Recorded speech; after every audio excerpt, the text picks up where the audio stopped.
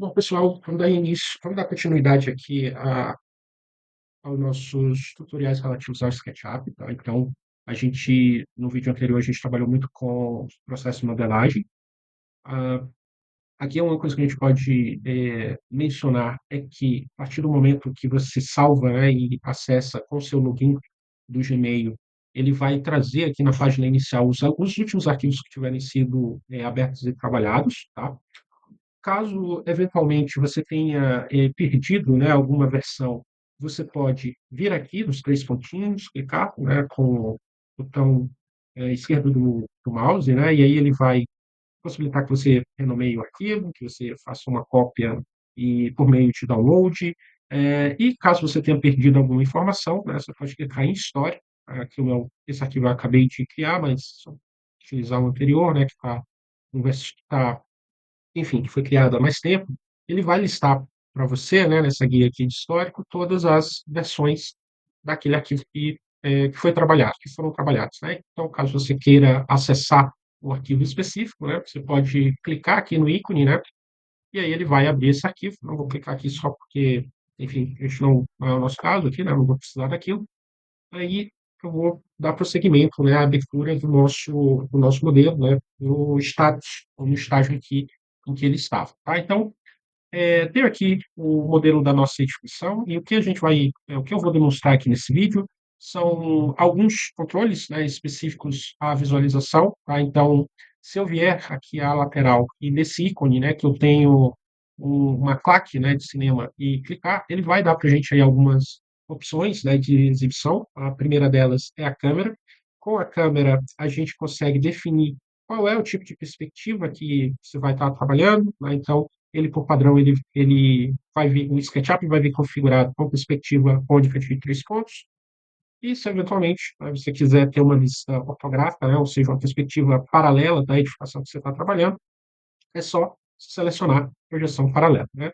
Aqui, se a gente clicar, ele traz ainda algumas possibilidades de visualização, né? Então a gente pode acessar as diferentes faces, né, na edificação. Então vejo que eu tenho uma visualização de topo, elevação leste e oeste, norte. E um detalhe, né, se eu tiver em perspectiva, ele vai exibir as fachadas, né, as faces dessa edificação com, com profundidade, né, ou seja, com perspectiva. Se eu quiser ter uma visualização ortográfica, né, ou seja, paralela, né, tal qual a gente visualizaria num desenho de fachada, aí eu preciso habilitar a projeção paralela, né, e aí a gente começa a acessar, né, as diferentes possibilidades, né, ou melhor, a gente passa a enxergar essa edificação de maneira ortogonal. Né? Então, o desenho, né, de fachada que a gente executa em um projeto arquitetônico, ele vai ter essas feições, né, justamente porque os desenhos de planta baixa, corte e fachada, eles são desenhos ortográficos, né, são vistas ortográficas do edifício que você está trabalhando. Aqui, dando continuidade ainda às eh, de ferramentas de cena, né, de visualização, eu vou demonstrar, né, como que você cria, né, as ferramentas, como que você cria imagens do seu projeto para que você consiga exibi-lo, né, de maneira mais interessante. Então, eu posicionei aqui, qual que é o procedimento? Né? Você vai posicionar a sua edificação em uma cena, né, em uma direção que seja interessante, e depois você vai clicar em adicionar cena. Eu vejo que na previsualização, né, no thumbnail, na miniatura, né, ele vai ter aquela mesma característica. Né? Então, se eu rotacionar um pouquinho aqui para o meio e,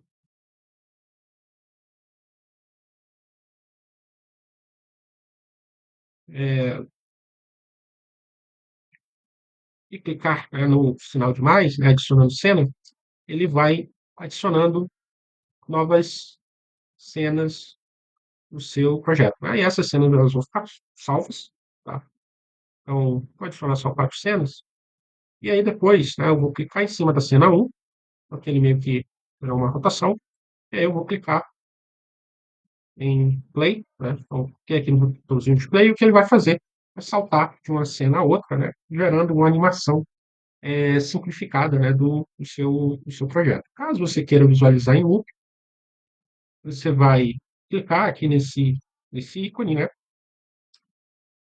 e aí ele vai ficar executando, né, a sua animação continuamente. Né? Não quero mais, no play. Então, só para retomar, a gente você vai rotacionar o seu modelo, né, o seu projeto, e clicar, né, no sinal de positivo, né, no sinal de mais, e aí você vai adicionar as cenas ao seu projeto. Caso você necessite renomear para que essas cenas elas façam um pouco mais sentido, né, você vai clicar em os três pontinhos, né, em editar, ele vai abrir essa caixinha, aí você pode colocar nomes que escrevam minimamente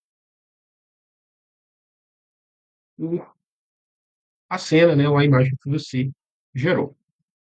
Aqui eu tenho o FOV, né, que está relacionado ao campo de visão. Né, então, quanto maior o campo de visão, mais distorcido, né, é a sua cena. Quanto menor, né, esse campo de visão, mais próximo a uma projeção paralela a gente vai ter. Ok? Bom, ainda, né, vou voltar lá só para deixar um valor em que o meu modelo ele não fique tão deformado, tá? Então, o próximo passo que a gente vai é, executar aqui, né, o que a gente vai demonstrar, é a aplicação de sombras. Tá? Então, se a gente for aqui na lateral, eu tenho o ícone de sombras. Então, se eu clicar, ele vai abrir a minha caixinha de propriedades de sombras. Se eu clicar, ele vai lançar as sombras sobre o seu projeto. Né? Então, é, caso você queira uma maior precisão, né, você pode adicionar uma localização específica, né, para que o seu projeto ele tenha, né, características mais próximas, né, do local ou do terreno que você está trabalhando, né? Então você pode, inclusive, posicionar esse seu modelo, né, dentro de uma região específica. Tá? Então, aqui você precisaria, né, localizar de maneira adequada o seu lote, né? Mas no nosso caso, para a nossa disciplina, a gente não vai precisar muito, né? Mas o que é interessante é que esses parâmetros eles permitem que você faça uma simulação, né, de horário. Então, você pode avaliar, né, como que o seu edifício ele vai interagir uma vez que ele seja construído, né, de acordo com os horários, de acordo com as aberturas. Então, outro ponto que a gente vai olhar aqui é o processo, né, de criação de cortes e planta baixa, né, a partir desse modelo inicial. Né? Então, se a gente for aqui embaixo, nesses três pontinhos, a gente tem algumas ferramentas de trabalho que são complementares, né, ao nosso processo de trabalho. Dentre elas, a gente tem o plano de seção. Né? Se eu clicar aqui, eu vou definir o meu plano de corte, né, de acordo com o posicionamento dele no meu mouse. Tá? Então, por exemplo, se eu quisesse fazer um corte transversal, que é o corte que acontece na largura, né, que é a menor dimensão do objeto, eu vou clicar naquela superfície, vejo que ele está cortando dentro da parede. Tá? Então, não é bem algo que eu precise, né? Então, o que eu posso fazer é mover esse corte, tá? Então, para mover o corte, eu tenho que sair do comando de corte e acessar o comando de deslocamento, tá? Então, vou clicar aqui, ó, em cima com o comando de mover ativo, né? Ele permite que a gente consiga fazer um deslocamento em relação a esse edifício, né? Então, dá para você rotacionar, mas não recomendo muito, né? Mas seria, caso a gente quisesse que esse corte mudasse, né, de direção, o mais interessante seria realmente criar um novo corte. Tá? Então, se eu quiser que ele fique ortográfico, né, eu vou lá em cena, clico em projeção paralela, e aí a gente vai identificar, né, as visadas. Então, vejam que esse desenho, né, ele é muito próximo aos nossos documentos de referência. Né? Então, a gente tem aqui o embasamento, tem aí a parede, a portazinha, claro que faltam aí as informações de texto, né, que vão possibilitar que a gente possa caracterizar o nosso desenho. Tá?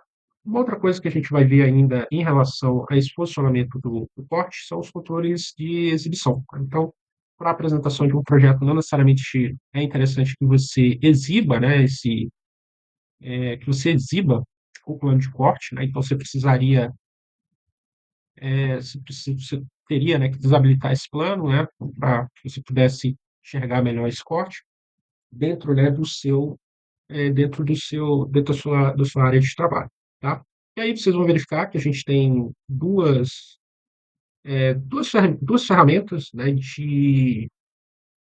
aliás, três comandos de exibição de corte, né? Então tem o plano de sessão que ele exibe, né, ou oculta o plano de corte. Vai ter o corte de sessão, que habilita ou desabilita o corte.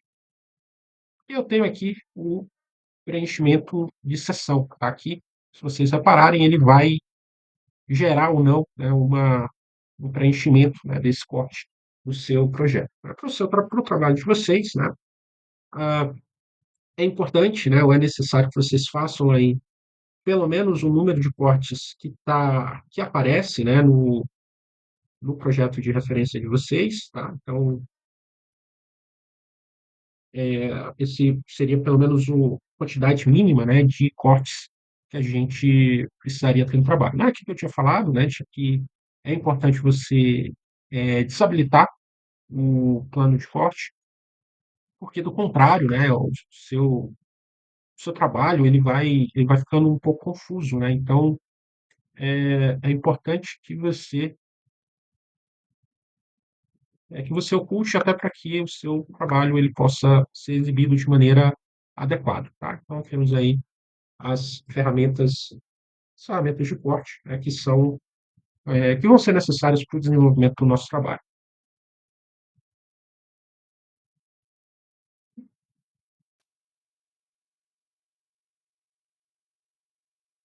Bom, dando prosseguimento, né, além, né,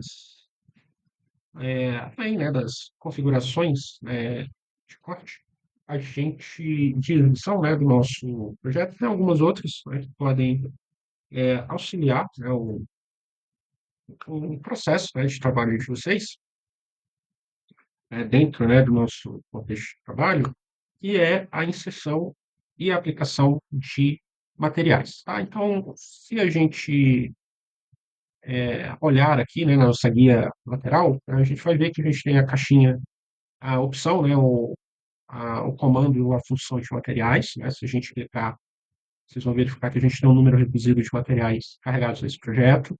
Se eu clicar aqui na caixinha de procurar, ele vai abrir uma lista bem mais ampla, né, de materiais, né, e aí, no caso específico do projeto, né, tentem fazer uso, né, de materiais que sejam os mais próximos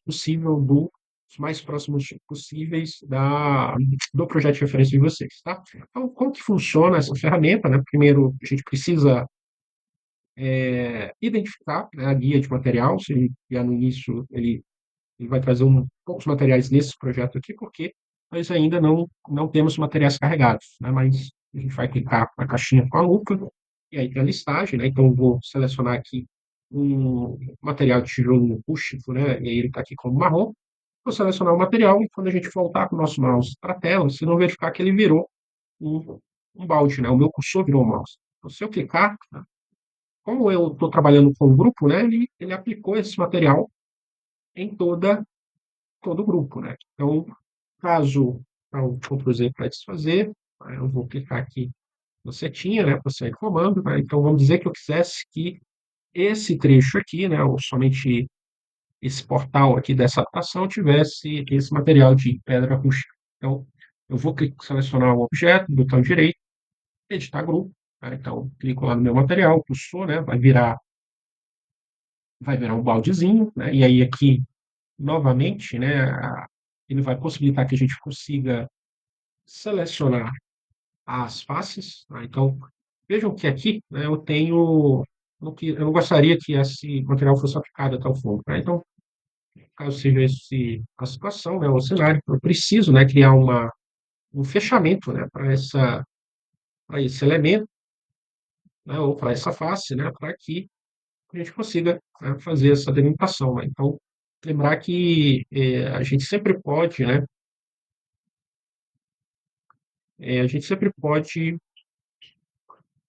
alterar, né, essas faces, essas faces, né, com a ferramenta de lápis para que você possa fazer uma aplicação de material que seja mais precisa, né? Então, vamos dizer que eu quisesse que esse elemento fosse todo em madeira, né? E que eu tivesse um forro de,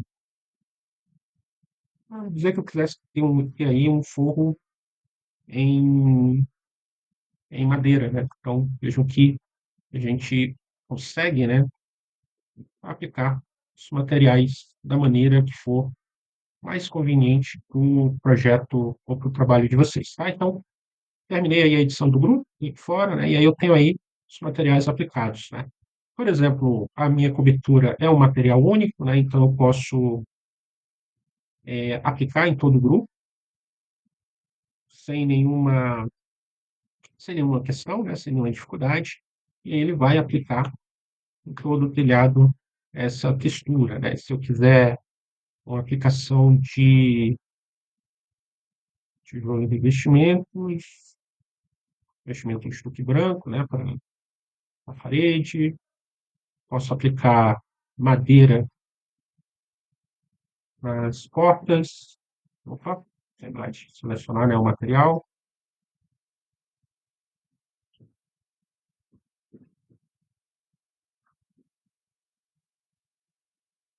Se eu estiver satisfeito com esses materiais, né, eu encerro, né, a minha seleção. Então, ainda, né, dentro desse trabalho, né, dentro da ferramenta de material, né, a gente tem os vidros, né, então você pode ter uma janela, né, que seja esquadria de vidro dentro do seu projeto, né, então eu vou aplicar numa janela específica, né, mas só para vocês perceberem, né, que a transparência, né, ela vai ser dada pelo uso, né, da aplicação do material de vidro, né? Então, o que a gente conseguir visualizar um pouco melhor, né, que você vai selecionar qual vidro, né, é mais adequado para o seu projeto, né, e aí você vai aplicar esse material, né? Então, deixa eu voltar aqui na casinha, né, ele vai listar aí os últimos materiais que você tiver aplicado, né? Então, é só retomar a pintura, né, da parede. Então, eu fizesse que essa parede fosse cinza, né, talvez um cinza um pouco mais escuro. E aí, né, no caso específico, né, da janela, eu precisaria, né, fazer uma edição um pouco melhor, né? Então, aplicaria um material metálico, né, na estrutura, né, da minha janela, né? E aí aqui em editar componente, eu iria aplicar, né, o vidro somente nas janelas, tá? Então vejam que a partir do momento, inclusive, que a gente faz essa aplicação, né, a partir do momento que a gente faz essa aplicação, a gente já começa a ver que o elemento está transparente, né? Terminei a edição do componente, e fora, né? E aí eu tenho aí material de vidro devidamente aplicado à minha edificação. Estou fazendo aqui sem muito critério, justamente porque a ideia é apresentar para vocês a ferramenta, né? Então, no caso de, como eu falei, vocês vão tentar replicar o mais próximo possível os materiais e as características do projeto de referência que vocês tiverem escolhido, tá? E aí, para a gente encerrar esse material, a última coisa que a gente vai demonstrar é como que a gente faz a aplicação de componentes. A gente criou um componente para porta e janela, para portas e para janelas dentro do nosso projeto, ok? Então, esses foram componentes que foram criados, mas eventualmente vocês não necessariamente precisam criar todos esses componentes, né? Então, se você clicar aqui nessa caixinha, ele vai trazer componentes que estão carregados, tá? Então, vejam que aqui ele está vazio, né? Mas verifiquem que aqui no topo eu tenho o que ele está chamando de 3D Warehouse, que ele também está habilitado aqui do lado, tá? Que basicamente ele permite que você faça uma busca, né, de componentes ou elementos que vão complementar ou caracterizar o seu projeto. Mais especificamente, mais especificamente elementos de mobiliário, tá? Então, aqui eu fiz lá uma busca por mesa de 4 lugares, né? Então ele traz aí para a gente uma infinidade, né, de possibilidades, inclusive alguns modelos de, de pavimento, né? E se eu vou pegar essa mesa aqui redonda, vou clicar em download,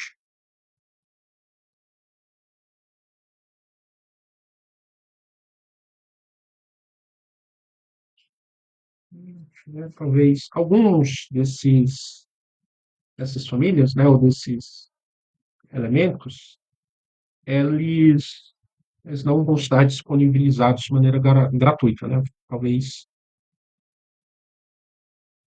Ah, talvez seja esse o caso, né? Mas vai buscar uma outra família.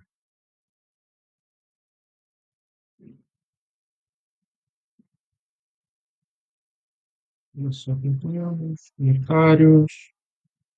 Não, acredito que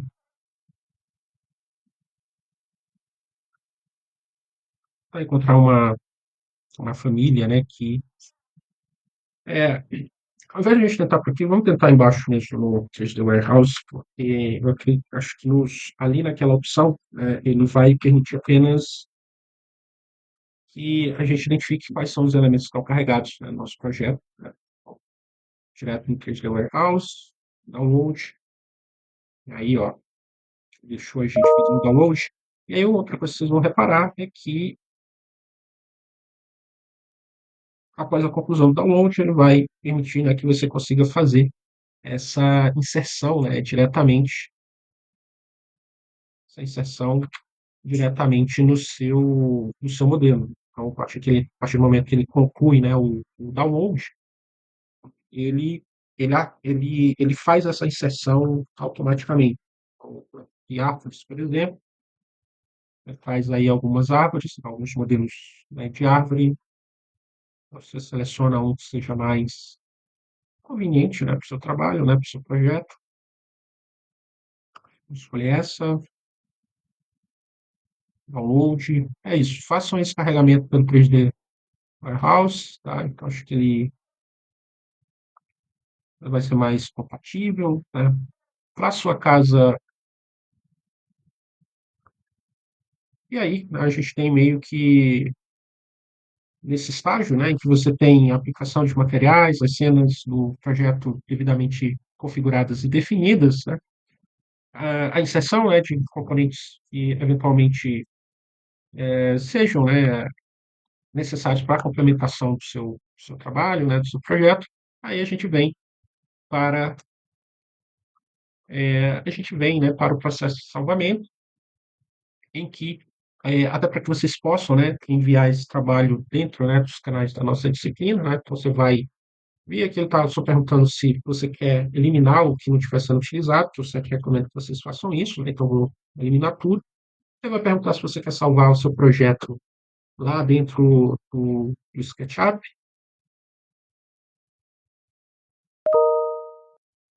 No nosso caso, ok. Então, salvar como caso a gente quisesse renomear. Se você quiser fazer o download, né, uma vez que esse seu projeto termine de fato e você possa efetivamente mandar para a gente, né, você vai clicar aqui em baixar, SKP, e aí, né, você vai salvar esse arquivo dentro do seu computador. Caso você queira, né, abrir esse arquivo novamente, principalmente se você for fazer essa abertura em outra máquina, outro equipamento que você eventualmente esteja trabalhando, né, você vai vir em abrir do dispositivo, vai localizar lá na pasta de downloads, mandar ele abrir, ele vai fazer um carregamento, né? E aí ele vai trazer o seu projeto, tá? Então, depois que vocês executarem todas as etapas do modelo, da modelagem de vocês vão salvar esse arquivo .skp, aí vão enviar para a gente. Para executar esse salvamento, só para a gente consolidar, né? Vocês vão nos 3 íconezinhos, eu tenho importar e exportar, e aí a gente vai em baixar, tá? Então, .skp, faz o download de uma pasta e aí envia para a gente, né? O salvar como, ele vai possibilitar que você salve esse arquivo dentro de uma outra pasta que está lá disponibilizada ou vinculada à sua conta de nuvem. Então, essas são as ferramentas, né, ou as funções, né, do SketchUp que vão ser necessárias para que vocês executem, né, a modelagem do trabalho final.